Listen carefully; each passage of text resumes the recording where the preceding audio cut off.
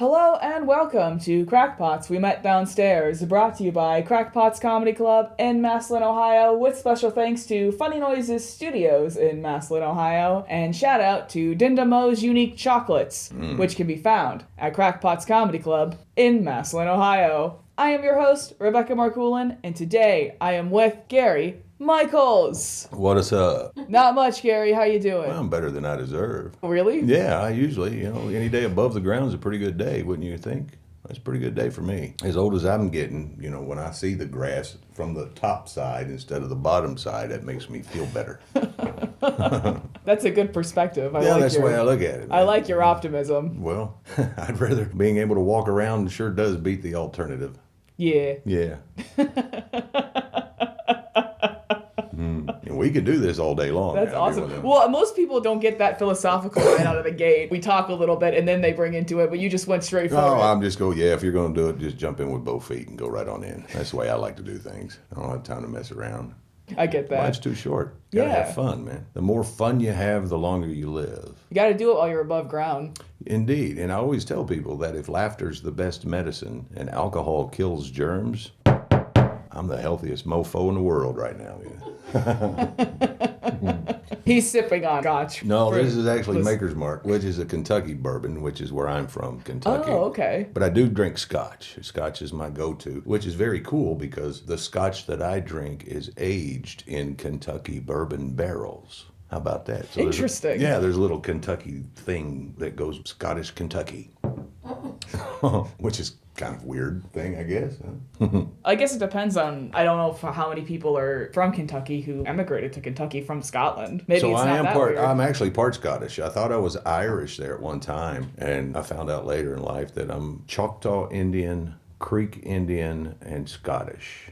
So when I used to live, I don't live in Kentucky now anymore. I used to, but my house where I lived at was up on a hill right in the middle of 3 horse farms. So I had just areas everywhere. But right in Bourbon County, how cool is that? Nice. Right up my alley. But where I was on top of the hill, the distilleries were within a 50 to 150 mile radius around where I lived. So sometimes in the mornings, I could walk out on my patio and go, and I'll be drunk by 9. Wow, just off the fumes? Just smelling all that good stuff out there. That's impressive. Yeah, we did a ride one time, motorcycle ride for the Kentucky State Police, and we met up at the Harley-Davidson dealership, and they escorted us to Buffalo Trace, the distillery. And when we got to the distillery, they were giving us all free shots of different types of bourbons. We're all on motorcycles, drinking bourbon, escorted by the state police. And we go back to the Harley shop, and the cops are talking, thank you all for doing this and helping us raise money. And I had to get out in the middle of that crowd, and I was like, only in Kentucky are you ever going to find the police escorting you to the distillery so we can get drunk and ride motorcycles all around town. Crowd went wild. They loved it. Did they stay with you guys, escorting you around they did town? the whole thing, man. They were cool. We did that every year. It was a yearly thing that we did for the police department. And I worked radio station in Richmond, Virginia years ago, and we had a softball game, cops versus jocks. We'd all be drunk by the end of the game. All of us. It wouldn't matter. The chief of police staggering, the mayor got a good buzz, and of course, all of us radio guys, we were messed up as polio, dude. Oh no! Oh no, that's pretty messed up. It's pretty messed up. But I love my military people and my first responders and the doctors and nurses, and I can give you a long list of warriors. Anytime we get a chance to do something for our veterans or our first responders, we're always out there doing it, man. I love doing that kind of stuff for those guys. They work hard. They don't get paid enough, but I like to get on their good side because if I'm at the club and have too much to drink, they won't follow me home unless they're making sure I made it. Always good to have them in your back pocket, you know what I mean? Yeah, I've heard you want to be nice to, I was told, secretaries and janitors. You want to be good too. The secretaries, that's awesome, and I'll tell you why. If you can win over a secretary, whether it's on the phone or it's in person, if you can win them over and get them laughing and cutting down that wall, well, they're going to go tell the boss, oh, you got to talk to Gary. This guy's really funny and he's very cool, and it helps you get in the door because the boss is actually going to listen to what that secretary says. Most of them do, anyway. Mm-hmm. That's how it's worked out for me in the past. Always get whoever I talk to first, that's the one I want to win over. They may or may not be the ones that make the decision, but they're going to help make that decision when they start talking about it. That's exactly what happened to a gig that we're doing in Mississippi, Sturgis, Mississippi, if you can believe that. I was talking to the lady that was handling just the vendors. She wasn't handling the whole event, but I got off the phone with her, and then not 10 minutes later, I got a call from the mayor who's putting on the event, and he's like, yeah, we're going to book you. That's how it works. I love that kind of stuff.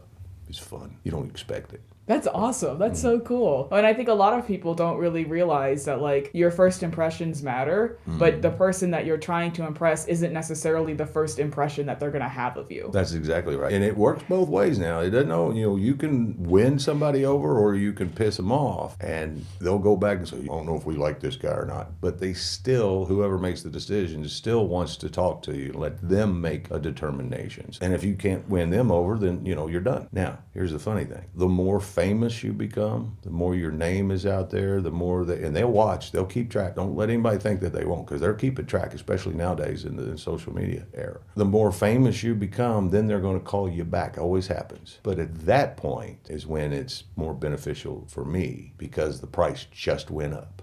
Didn't work out the first time? Sorry, but this is what's going to cost you now. If you still want me, I'll be there. And 9 times out of 10, we usually end up getting a gig. Not always, but it's always a blessing when we do. I love what I do, man. I love talking to people and making them laugh and showing them magic tricks and stuff. And I am a magician, by the way, close-up magician, and a hypnotist, and a comedian, and a voiceover guy, and a singer in a band. And I can give you a long resume if you want one. But I've been in this business in one shape, form, or fashion pretty much all my life. But what we're doing now is truly amazing. I mean, we get to travel the world, get to see some great people and perform in some cool places. We've performed in Belize and Honduras and the Bahamas and Mexico. Where else did we go? I don't know. There's so many places that we've been doing cruise ships and clubs across the theaters, across the country, and bike rallies. Can't be the world's only biker comedy hypnotist and not perform at a bike rally. Yeah. It sounds like a pretty important gig. It is a great gig. Yeah, you should be there. And it's funny, this gig in Mississippi, it's the Little Sturgis bike rally in Sturgis, Mississippi. Well, there's 4 Sturgis in America. Big Sturgis, South Dakota. Check, I've done that one. Medium Sturgis, I want to call it Medium Sturgis. In Kentucky, bike rally, Sturgis, Kentucky. Check, I've done that one. Now, Sturgis, Mississippi, Little Sturgis. Check, I'll be doing that one. The other Sturgis, I want to say, is in Michigan, but they don't think they do bike rallies. But I may have to go up there and get my shirt punched just so I can say I've been to all 4 Sturgises in the country. That'd be kind of fun. Maybe you could start a biker rally. Yeah, no, I don't want that headache. No, that's too much. I don't want to do that. I'm just the talent. Yeah. I just want to walk up on stage and make you laugh and go, hello, I'm here. Give them something to remember. That's the key to what we do as entertainers. Is the only way to become famous is to become memorable. And if I can get people to remember just by listening to my voice, doing a magic trick, watching the show where I hypnotize people and make them do stupid stuff. Whatever it takes. If they remember you, you're going up the right road, getting right up on that ladder. And it only takes one person to see it. And the more people that I'm in front of, the better chance I've got to that one person that's going to walk up to you and go, yeah, we need to talk. We got some ideas that we would like to use you for. Yeah, well, here's what's going to cost you. No problem. That's what I'm looking for when that no problem comes in there. It's not always about money, but, money helps. And we do very well with our gigs, but I'm still waiting to get to that next level. And just keep doing what we're doing. If it happens, it happens. If not, the journey's the fun part about it. It's all rock and roll to me, man. Nice. Yeah. All right, Gary. Well, here at Krackpots, we met downstairs. We know a lot of interviewers ask the same questions over and over again. Sure. And that can be really annoying to answer the same thing over and over. So I'm going to try to ask you a question that you have not been asked before. Good luck. All right. I'll see if I can do it. We'll see if I can do it. All right. So if through some sort of wormhole or magical shenanigans, you are transported into a medieval world where horses do not exist, what are you choosing to use as your noble steed? A pig. A pig? Yes. Why pig? Pig. I want an 800-pound boar because they're fast and they're mean and they will bite your ass. They're mean. I can't do a goat because last time I got in trouble by the law. I was only trying to help it over the fence. I'll let you all figure that one out. All right. I'll leave that. So is your boar going to help you in battle? He will. Yeah. Oh, yeah. He's going to have armor on. I'll have a unicorn spike coming out of his forehead. He's going to ram one guy while you're shooting another guy with an arrow? That's exactly what I'm going to do. Yeah. Nice. I'm going to ride a pig. Has anybody ever asked you that before? If I've ever rode a pig? Well, I divorced her a couple years later, but... Oh, no! Has anybody ever asked you what you would use? Yes. No, that's the first time. I did it. That's a good one. Heck yeah. Yeah. I met my goal. I liked my answer, though. It put me on the spot, and I'm like, okay, here comes the wheels. Let them get turning. That's a good answer. I've never thought of a war pig. That was war just not pig. something that I've... And you know what? We'll be playing Ozzy Osbourne in the background, War Pigs, who will be playing his song in the back. Yes. You see, you're making it better. Look at that. You're making it better. Look and at better. that. You've got a steed. You've got a theme song. You're ready, man. You're ready for action. I'm all in. Heck yeah. Yeah. Now, if there was a dragon around, that might be kind of fun. I may just use that to travel with. You use the dragon to get to the battlefield, and then you unleash the pig on the dragon. The dragon is holding the pig. I'm flying the dragon. Yeah. And it's going to take me to the battlefield, drop us off. It's kind of like, a private jet. It's kind of like when the helicopter's lower and then like soldiers jump out. The pig Hell just no. comes They're just down. going to drop Oh, they're us, gonna and I'm drop. going to jump off and land on the pig and take off running. Soo-wee! Oh, I'm just picturing a giant dragon swooping down, dropping an armored pig, and then a man leaping off of it, landing right where he needs to be on that pig with like a bow and arrow, just like. Well, if I missed and landed on that armored unicorn horn he's got stuck there, that ain't gonna be good. No, it would not be good. No. No. You're picturing that, aren't you? That's the thing about radio is theater of the mind. And I'm already in there, man. I haven't figured out what I'm going to wear, though. How'd you get into radio? How did that start for you? That's the long story. I'll give you the Reader's Digest version. When I was 18, I used to talk like this. Being a backwoods Kentucky hillbilly, this is how we talked back in those days. And I was cutting grass for a lady who owned a restaurant called Greenlee's. And, I'm 18, long hair, looked like a hippie. I was wearing cut-off blue jean shorts and a red tank top, and I had a porn star mustache. Well, it was a hot day, and she would sometimes let me come in and sit at the bar. I'd sit over at the corner, and she'd let me drink a beer. Well, there's this guy came in. His name was Tim Smith. I'll never forget him. And I knew he worked at the radio station because before all that, I was a radio groupie. I used to call stations and win everything and get to know the jocks and all that because I loved radio when I was growing up. Well, he comes in and I look at him at the end of the bar and I said, "Hey, Tim," 3 syllables if it's done properly. "Hey, Tim, I'd like to have a job in radio." He took a drink of his beer and he went, "Well, Gary, what is it that you would like to do?" "I want to talk like that." And he gave me a shot. It's almost 40 years ago that happened. So that's pretty much how I got started. One of the guys at the station, I was so boisterous and annoying because I wanted to learn. I wanted to learn so much. But one of the guys there, he told me, he says, "Gary, you realize it's going to take you 5 years to get a full-time job in radio." Unacceptable. 1 year later, I got my full-time gig. And I had a full-time gig ever since. That's my radio story. Then, as things progressed and I practiced with my talent with the voice, then I started getting booked for doing voiceover work, TV commercials, and movie trailers, and you name it. I can assure you, at one time or another, you have heard my voice before on something. I still do it. I don't do it as much as I used to, but now that I'm a hypnotist, the cool thing is I use my voice to help soothe the subjects that I have up on stage, making them do stupid stuff. And it does help. It absolutely does. Doesn't it help? Mm-hmm. Yep. Y'all can't see her, but she shook her head like this. Yeah. That's all right. She's my emotional support beaver. Beaver? You're too young, honey. It's okay. No. This is not the first time a joke went over my head. Yeah, somebody's going to listen to this. Wait till the comments come out. I interviewed a couple of guys. Sometimes we'll do 2, depending on if they want to do like a buddy episode. Do we have a threesome? No.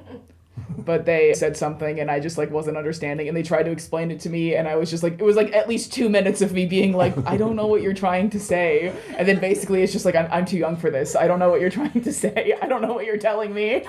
Well, I'll bet you $1 to a donut that if a truck driver is listening to this right now, he'll be in the comments explaining it to you what a beaver is. Well, I appreciate the engagement. If you'd like to leave a comment, please do. Well, that's why Lucky's cracks me up, man, because they're throwing it right in your face. Beer, burritos, and beaver. Kind of sounds like they're trying to pick up a lot lizard. You don't know what that is either, do you? No, I don't. God, I wish we had cameras right now. I swear to God we do. But you don't have to go anywhere because she's already there. You're going to get her drunk and feed her Mexican. So all you got to do is find a room. You're weird. I am weird. But yeah, somebody's going to make comments and help you out to explain to you what beavers are. Good. We need the engagement. That's awesome. Yeah.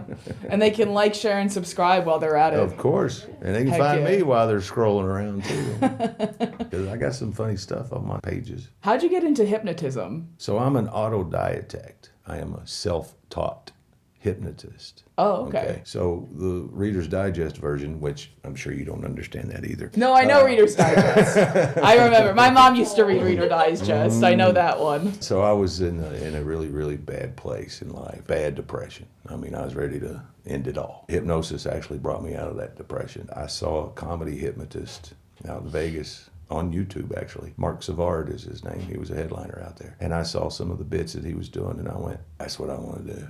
I was a machine. I couldn't stop reading and researching and learning, calling other hypnotists to get some things answered. And then there's several people, you'll never become a hypnotist, which I'm glad they told me that. I like to shake their hands right now. I don't like being told I can't do something because I'll prove you wrong. But then I hypnotized the first person. I'll never forget. I was scared to death. I was freaking out. I didn't know what the hell was going on. And I just kept doing it and kept doing it. I was obsessed with hypnosis. So as a magician, though, I found hypnosis to be extremely magical. And if you see it live, now you can watch it on video and stuff, you're not going to get the same feeling. But when you see it live, it truly is magical. And I just kept doing it. Every show I do, to me, is nothing more than practice to be better for the next one. And then when April and I got together, I hypnotized her the very first day I met her, and I ain't woke that bitch up yet. Oh, no. I ain't woke her up yet. No. The issue with that is every morning I have to reinforce it, give her the old 1, 2, 3, you know. And then she has this overwhelming desire to want to have sex. Problem is, I don't know who she's having sex with. That's the issue that I'm having.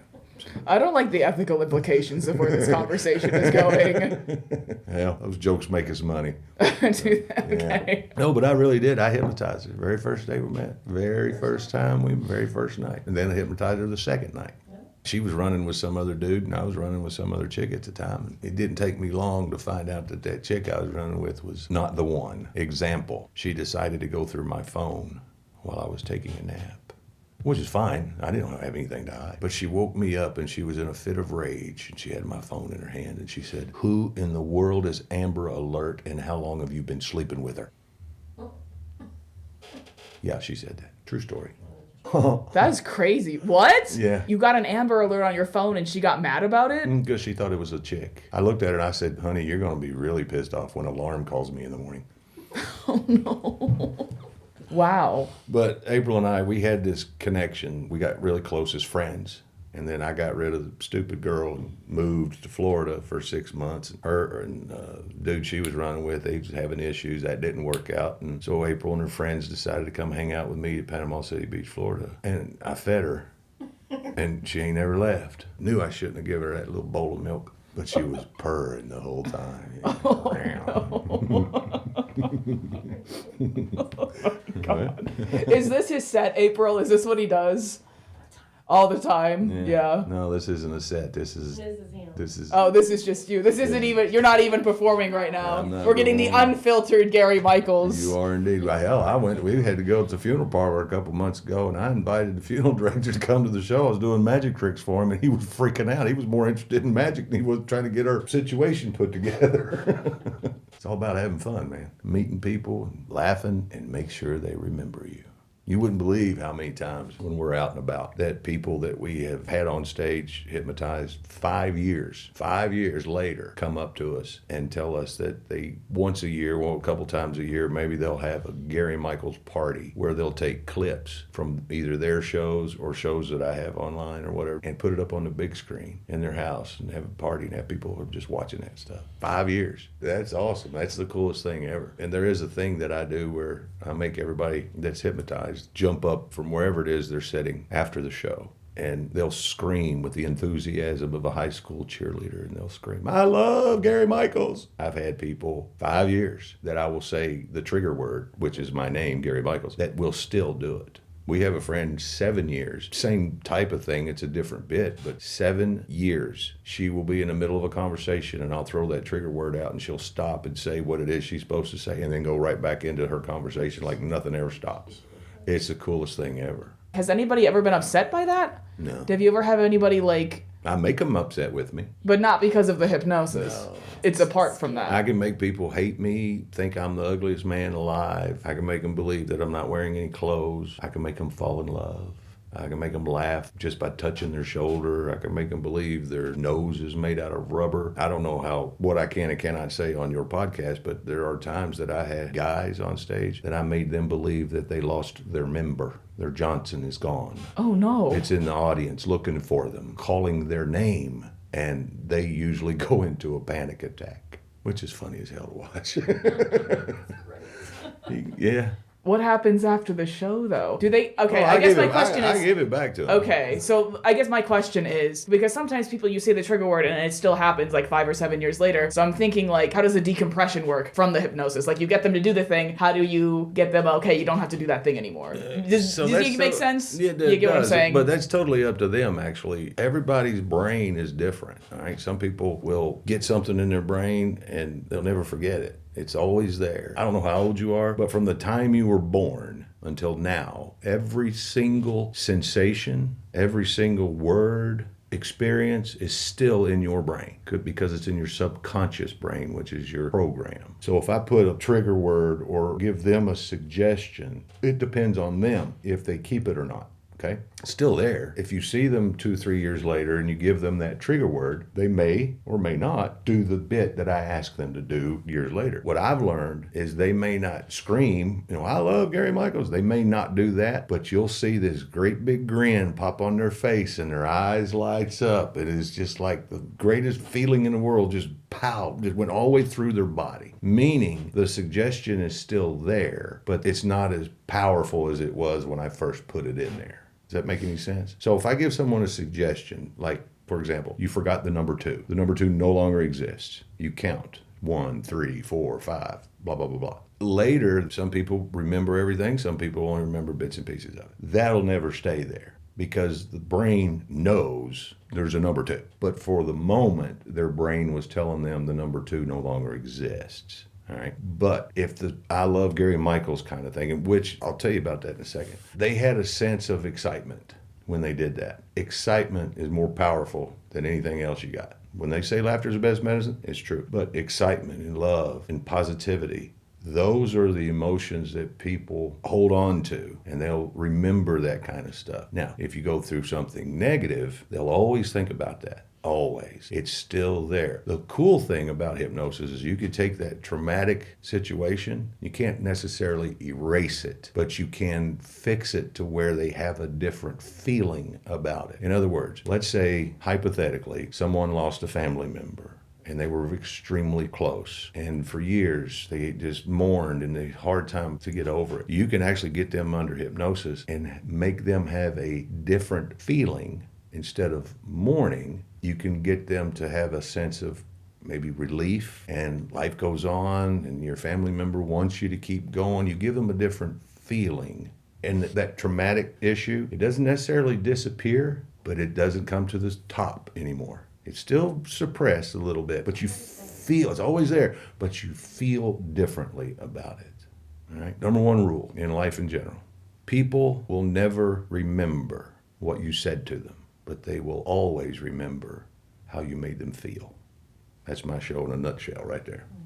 Wow. Yeah. Yeah. Got deep there, didn't it? It did get deep. Yeah. You started out with the grass, talking about every day is a gift, and then you're ending it with be kind, because people will remember. So, and Yeah. it's funny you say that because I tell people, and I'll say this right here, April and I don't care what color you are, black, white, brown, upside down, I don't give a shit. I don't care what your political beliefs are. I don't care what your sexual beliefs are. I do not care. As long as you are a kind person, that's who we want to hang out with.